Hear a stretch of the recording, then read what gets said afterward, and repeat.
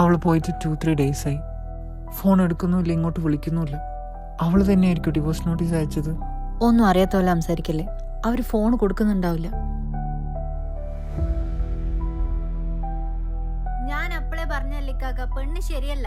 അത് അവളുടെ നടപ്പും കോലവും കണ്ടാ മനസ്സിലാവില്ലേ? ആർക്കാ മനസ്സിലാവുന്നത്? നീ ഒന്നും പറയാൻ പോണ്ട. ആ തള്ള ഇനി അവളെ പറ്റി സംസാരിച്ച എന്റെ വായിലിരിക്കുന്ന അവര് കേൾക്കും. ഞാൻ കുറച്ച് ദിവസം ഇവിടെ നിൽക്കാൻ പോവാ. അല്ലെങ്കിൽ ആ പെണ്ണ് പിന്നെയും വന്ന് നിങ്ങളെ പറ്റിക്കും. വീട്ടിൽ ഞാൻ എനിക്ക് പറ്റൂല. പെൺകുട്ടികളായാലും കുറച്ച് അടങ്ങി ഒതുങ്ങി നിൽക്കണം.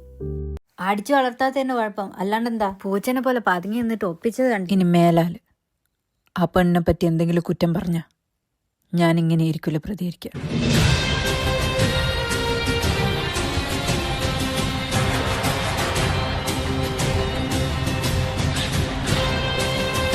എന്റെ പെർമിഷൻ ഇല്ലാണ്ട് ഡിവോഴ്സ് നോട്ടീസ് അയക്കാൻ നിങ്ങളോട് ആരാ പറഞ്ഞേ? അവന്റെ വാപ്പ ആ പള്ളിയിൽ വെച്ച് കണ്ടപ്പോ നിന്റെ വാപ്പാടെ അടുത്ത് എന്തൊക്കെ വർത്താനം പറഞ്ഞെന്നറിയോ? ആ വീട്ടിലേക്ക് ഇനി നീ പോണ്ട. So it was all for you. Everything was for you. അപ്പൊ പ്രോബ്ലം ഇതാണ്. എല്ലാം നിങ്ങൾക്ക് വേണ്ടിയാ. എന്നെ ഇഷ്ടമില്ലാത്ത കല്യാണം കഴിപ്പിച്ച് അയക്കുമ്പോ എന്നോട് എന്റെ ഫ്യൂച്ചറിന് വേണ്ടിയിട്ടാന്നാ പറഞ്ഞേ. ബട്ട് നിങ്ങൾക്ക് വേണ്ടിയാണ് ഇതൊക്കെ. നിങ്ങളുടെ ഈഗോക്ക് വേണ്ടിയാണ് എന്നെ അങ്ങോട്ടും ഇങ്ങോട്ടും ഇട്ട് തട്ടുന്നത്. അല്ലാണ്ട് എന്റെ ലൈഫിന് വേണ്ടിയിട്ടോ എന്റെ ലൈഫ് സെറ്റ് ആവാൻ വേണ്ടിയിട്ടോ അല്ല. അവിടെ അഡ്ജസ്റ്റ് ചെയ്ത് നിൽക്കാൻ പറഞ്ഞു എന്റെ ഫ്യൂച്ചറിന് വേണ്ടിയിട്ട് അല്ലേ? ഇപ്പൊ അവന്റെ വാപ്പയുടെ അടുത്ത് നിങ്ങൾക്ക് ദേഷ്യമായപ്പോ എന്റെ ഫ്യൂച്ചർ കുഴപ്പമില്ല.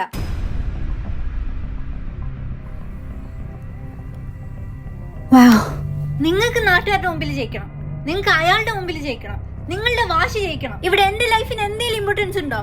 നിനക്ക് ഇഷ്ടമായിരുന്നില്ലല്ലോ ഈ കല്യാണം. എനിക്ക് ഇഷ്ടമാണ്.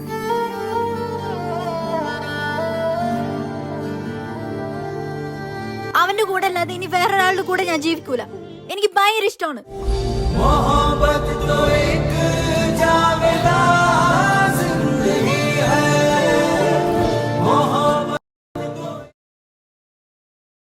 ഞാൻ അവളെ കൂട്ടിക്കൊണ്ടാവുന്നത്.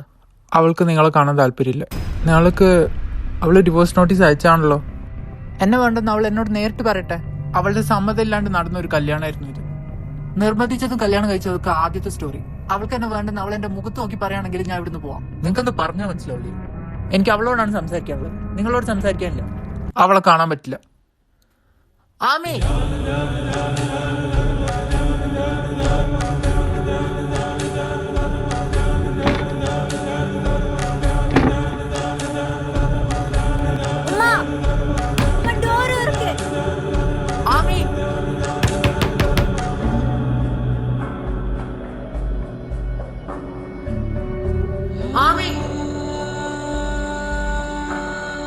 അവൾ എന്റെ ഭാര്യയാണെങ്കിലേ അവളെ ഇവിടുന്ന് എങ്ങനെ കൊണ്ടുപോകണമെന്ന് എനിക്ക് നന്നായിട്ട് അറിയാം.